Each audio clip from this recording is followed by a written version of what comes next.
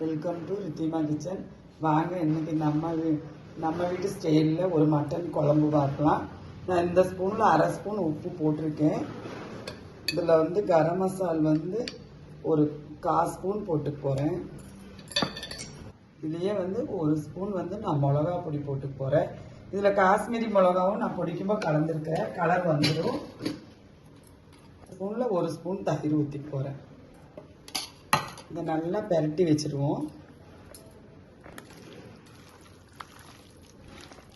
பாருங்கள், ஒரு பெரட்டிட்டு மஞ்சள் பொடி போட்டுக்கலாம்.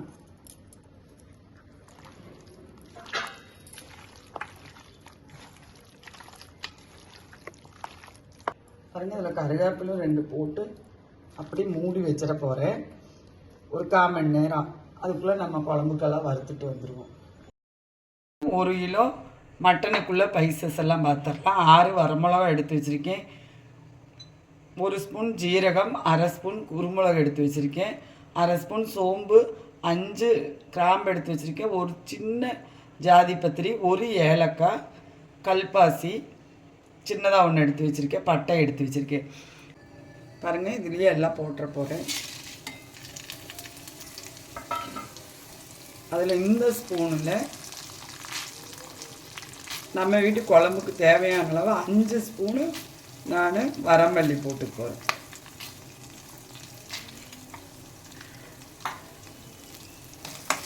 பாருங்கள், இந்த குழம்பு நல்லா டேஸ்ட்டாக இருக்கும். பாருங்கள், எல்லாம் வறுவிட்டுருச்சு. இது நமக்கு போதுமான அளவு. இந்த குழம்புக்கு அரைக்கும் போது நான் தேங்காயில் அரை மூடியில் பாதி சேர்த்து அரைச்சிக்க போகிறேன். மட்டன் குழம்பு ரெடி பண்ணிடலாம். எண்ணெய் ஊற்றிக்க போகிறேன். பாருங்கள், இதில் ஒரு துண்டு பிரிஞ்சி எல்லாம் போட்டுக்க போகிறேன்.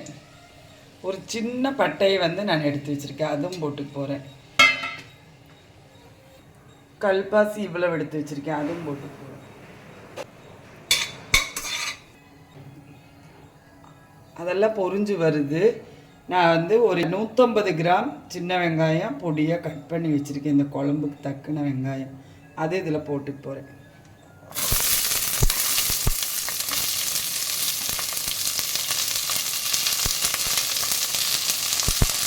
அதுலேயே ஒரு பச்சை மிளகாயும் போட்டுக்கிறேன், கொஞ்சம் கருவேப்பிலும் போட்டுக்கிறேன்.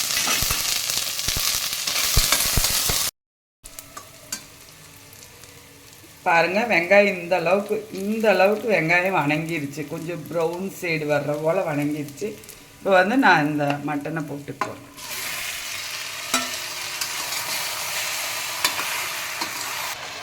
பாருங்கள், இந்த டைம் நான் இந்த அளவுக்கு இஞ்சி பூண்டு பேஸ்ட்டு போட்டுக்குவேன்.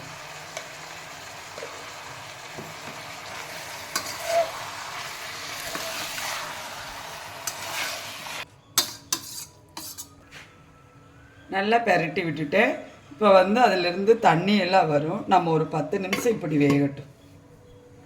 தண்ணியே ஊற்றலை. மட்டன்லேருந்து இவ்வளோ தண்ணி வந்து இந்த கலர் மாறி இருக்கு பாருங்க கறி. இந்த டைம் நான் அரைச்சி வச்சுருக்கிற பேஸ்ட்டை ஊற்றிக்குவோம்.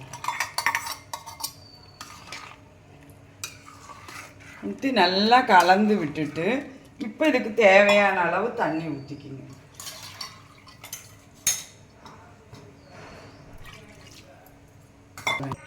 நான் இந்த குழம்புக்கு தக்குன உப்பு வந்து இஞ்சி பூண்டு பேஸ்ட்டு போட்டேன் பார்த்தீங்களா, இப்போவே போட்டு அதை நான் வீடியோ எடுக்க மறந்துட்டேன்.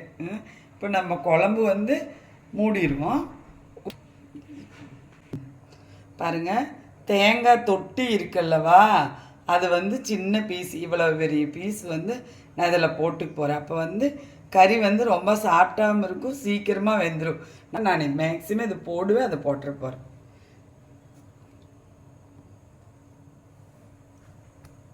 பாருங்கள், மூடி வச்சுட்டேன். இதில் 3 விசில் விட்டுக்கு போகிறேன். அவங்கவுங்க மட்டனுக்கு தகுந்த அளவுக்கு விசில் விட்டுக்குங்க. பாருங்கள், விசில் அடங்கிருச்சு. இப்போ எடுத்துக்குவோம். பாருங்கள், குழம்பு நல்லா வந்திருக்கு. எப்பளும் குக்கரில் குழம்பு வச்சோம்னா 2வது விசில் அடங்கி நம்ம ஆஃப் பண்ண விட்டு இப்போ ஒரு 2 கொதி அப்படி அந்த சூடு அப்படியே இருக்குது பார்த்தீங்களா. இந்த தொட்டி நான் எடுத்துட்டேன்.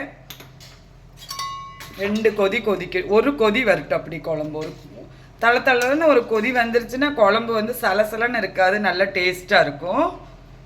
பார்க்கலாம். பாருங்க இப்படி ஒரு கொதி கொதிச்சிருச்சுல்லவா.